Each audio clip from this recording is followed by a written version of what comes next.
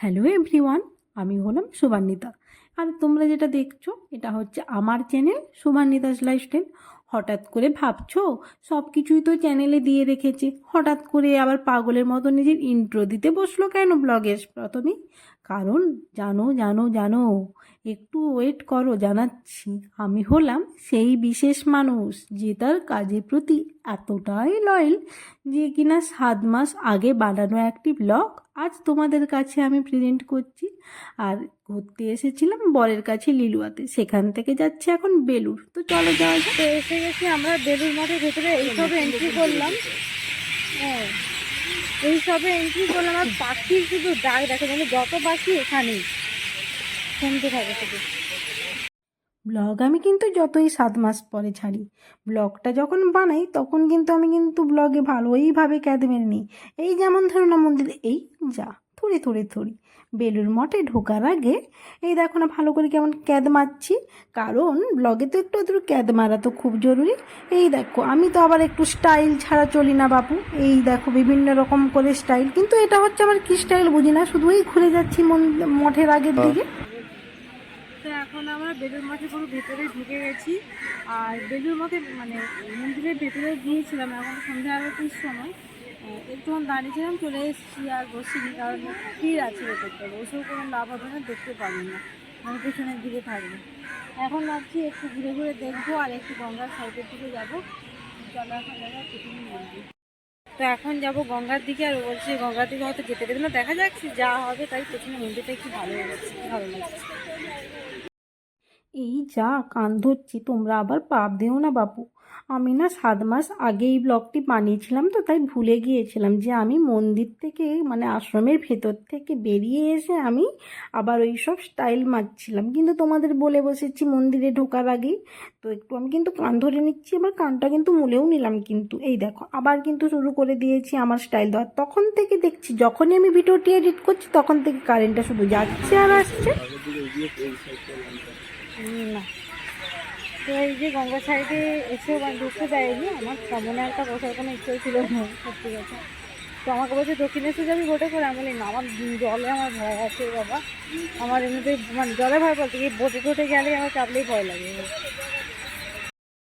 শিশির বলবে বেকার বসেও লাভ নেই, ঝাড় খুলে তো ভেজা ভেজা লাগছে, দেখেই মনে হচ্ছে জুতো খুললে বুঝতে পারবো। দেখবো। জোকসে পার্ট, এবার কিন্তু ব্লগে আমি একটু সিরিয়াস কথাবার্তা বলি। তো বেলুড় মঠে এসে সত্যি যদি সন্ধ্যাবেলাটা কাটানো যায় না, একটা মাইন্ড এত সুন্দর পরিষ্কার হয়ে যায়, এত পাখির ডাক। তোমাদের তো দেখাতে হবে বলেই আমি জাস্ট ব্লগটি বানাচ্ছিলাম, কিন্তু মানে কয়েকটা মিনিট আমি ব্লগ বানিয়েছি, ক্যামেরা অন করেছি, চুপচাপ আমি আর সৌমেন দুজনে চুপচাপ বসে আছি, নিজেদের মধ্যে অনেক কথাবার্তা বলেছি আর শান্তভাবে শুধু লোকজন দেখছি, এই মাঠের ওপরে বসে আছি। আর কি বলবো, অনেক কথাবার্তা, এত সুন্দর পাখির ডাক মানে সচরাচর কোথাও পাওয়াই যায় না, জানি না কেন। এখান থেকে বেরিয়ে গেছি, কোনো পাখির ডাক পাচ্ছিলাম না, কিন্তু যাই জায়গাটা থেকে এন্ট্রি করেছি প্লাস ভেতরে রয়েছি, এত পাখির ডাক তোমরা ব্লগে শুনতেই পাচ্ছ না, কান রাখা যাবে না, কিন্তু এত ভালো লাগছে। মাঠে কিছুক্ষণ বসে আছি, কিছুক্ষণ বসে থাকবো, তারপরে বেরিয়ে যাবে তো নেই, কারণ সব জায়গাতেই বন্ধ। বাকি মন্দিরগুলো তো শুধু এই মন্দিরটাতেই ঢোকা যাচ্ছে, আর মন্দিরগুলোও সব বন্ধ। অ্যাকচুয়ালি আমরা যদি আরও হয়তো আগে বেরিয়ে এলে ভালো হতো, কিন্তু সেই সময় আর না, আর ইচ্ছা হচ্ছিল না যে খেয়ে দিয়ে সাথে সাথে বেরিয়ে আসি, সেই জন্যই আর কি। ঠিক আছে, কোনো অসুবিধা নেই, একটু এসেছি এখানে বসে আছি, কিছুক্ষণ টাইম কাটাবো, চলে যাবো, এটাই ঠিক আছে। এখন ফোন আনতে যেতে হবে, ফোন। হ্যাঁ, রাখো রাখো, সবসময় আমি ঠিক না, রাখো, যখনই ক্যামেরা অন করবো রেখে দাও। তো আমরা আমরা এখন বেরিয়ে যাচ্ছি, ওখানে স্ক্রিনে লাগানো ছিল, মানে প্রার্থনা পুরো দেখা যাচ্ছিলো, ওখানে বসে বেশ অনেকক্ষণ দেখলাম, এবার আমরা বেরিয়ে যাচ্ছি এখন।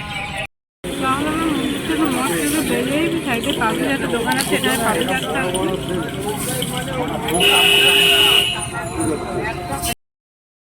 কোথায়? হ্যাঁ,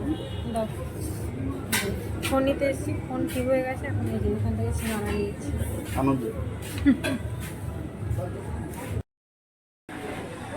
তো আজকে বাড়ি চলে যাচ্ছি, তো এখন লিলুয়া স্টেশনে বসে আছি।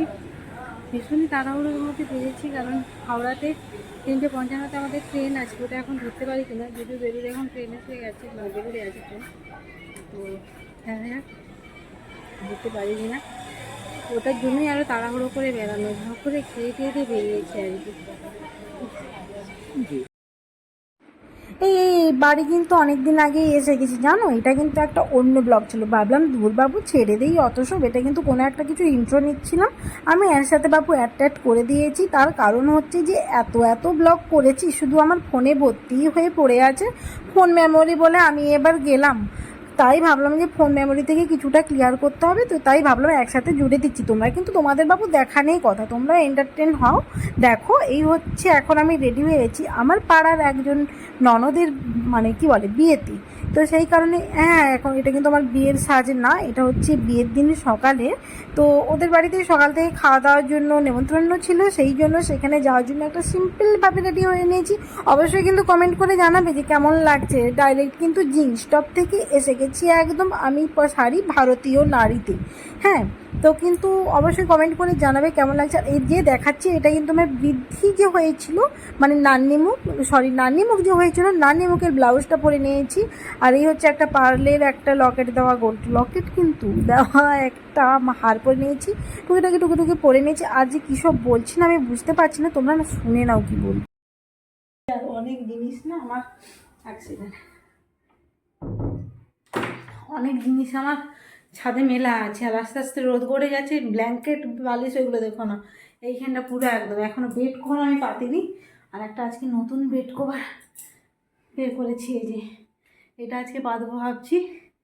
আর সোমেনও আসছে আজকে, আই থিঙ্ক এতক্ষণে বেরিয়ে গেছে, ফোন করতে হবে। আর আমার ওষুধও আছে, ওষুধ খাবো। আর কি বলে এগুলো পেতে নেই, তারপর বেড কভারটা পেতে তারপরে যাব এতে কি বলে ব্ল্যাঙ্কেট ওইগুলো ঘুরিয়ে আনি, তুমি আলোর বিপরীতে দাঁড়িয়ে আছি, ব্ল্যাঙ্কেট ওইগুলো ঘুরিয়ে আনি, তারপরে এখনও গায়ে হলুদ হয়নি কিছু হয়। এই আর দেখতে হবে না একই কথা বারবার, কেন আমি জানি না, ভাঁড় বকে যাচ্ছি তো আমার নিজেরই বই বিরক্ত লাগছে দেখতে, তোমরা আবার কি দেখবে, স্কিপ করো না, নেক্সট ক্লিপে দেখো কি দেখাচ্ছে। My bed is ready. আর এই দেখো এত ঠান্ডা পড়েছে না আমাদের এখানে, এইটা একটা মোটা ডবল লেয়ারের ব্ল্যাঙ্কেট প্লাস একটা সিঙ্গেল লেয়ারের ব্ল্যাঙ্কেট, এই দুটো ব্ল্যাঙ্কেট নিয়ে শুতে হয়। আর ওই দিক দিয়ে আলোটা আসছে বলে মনে হচ্ছে। আর এটা দেখলাম পাশ বালিশের কভার নেই, সেই কারণেই আর কি এই রেডি। এটা রেডি হলে হবে না, এখনও উপরে গুছিয়ে জিনিস রয়েছে, ওখানে নামাতে হবে। তোমরা কি যাবে উপরে? যাবে না, থাক চলো নিয়ে যাই উপরে, দেখাই দেবে কত জিনিস। তারপরে একটু তাড়াহুড়ো করে করছি, মা চলে গেছে, ওর গায়ে হলুদ মেবি শুরু হয়ে যাবে, দেখি যদি দেখা যায়, মেনলি তোমাদের দেখানোর জন্যে আরও আর কি। এখন যাওয়া যাক, চলো উপরে মানে ছাদে।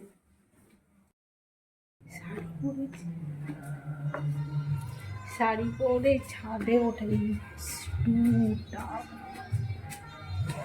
তখন থেকে অলরেডি দুবার ওঠা নামা হয়ে গেল। এই যে মাদুরগুলোতে ব্ল্যাঙ্কেট এগুলো রোদে দিয়েছিলাম, এখন এই দেখো আমার ছাদে শুধু জিনিস আর জিনিস, কত জিনিস যেগুলো এখন পাট করে নিচে দিয়ে তো মাথা খারাপ হয়ে যাচ্ছে। আমাকে সবাই বলেছিল আমি যাই কিছু জিনিস ধুয়ে দেবো, আমি তো না নাচর বান্দা, নিজেই ধুয়ে দেবো।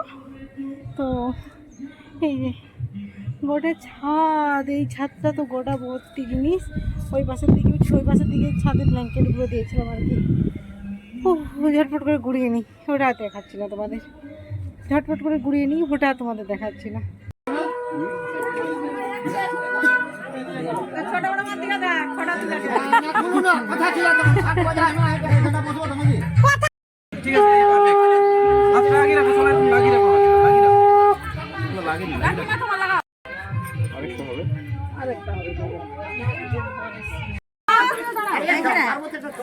হ্যাঁ দেখা যাচ্ছে, এরকম ধরুন।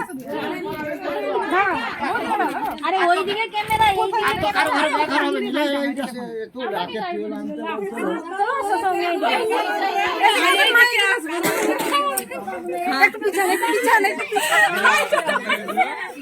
বর এখনো বরের এখনো দেরি আছে। ওই চুকুর উঠানি, চুকু পিছিয়ে গেছো, এইদিকে আয় আরো। হয়নি, চুকুরটা আর উঠেনি। ভালো ভালো ক্যামেরা মারলে